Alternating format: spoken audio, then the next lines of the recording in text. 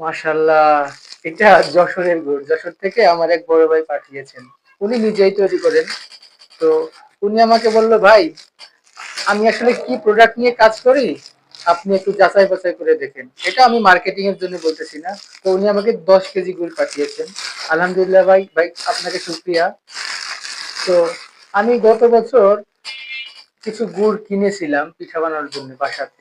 তো গুড় কিনেছিলাম নাকি কেমিক্যাল কিনেছিলাম, এটা আল্লাহ ভালো জানেন, আমিও কিছুটা জানি। যাই হোক, তো এই যে যে গুড়টা ভাই আমাকে পাঠিয়েছেন, এইটা আমি আমার জন্য কিনবো, অবশ্যই কিনবো, অবশ্যই সংগ্রহ করব। আমার কাছে মনে হয় এটা দিয়ে পিঠা বানানো যায়। মানে খাঁটি কি খাঁটি না এটা পরে বলি। তো এটা খাঁটি কি খাঁটি না এর জন্য প্রমাণ পাইতে হলে আমার কাছে এখন 10 কেজি গুড় আছে। তো আমি বাসার জন্য 2 কেজি রাখবো ইনশাল্লাহ। আর 8 কেজি গুড় আমি এটা সেল দিতে পারবো। তো আপনি ট্রাই করার জন্য এখান থেকে নিতে পারেন। দেখেন ভাই আসলে কি প্রোডাক্ট নিয়ে কাজ করে। আজ এ পর্যন্তই। আসসালামু আলাইকুম ওয়া রাহমাতুল্লাহ।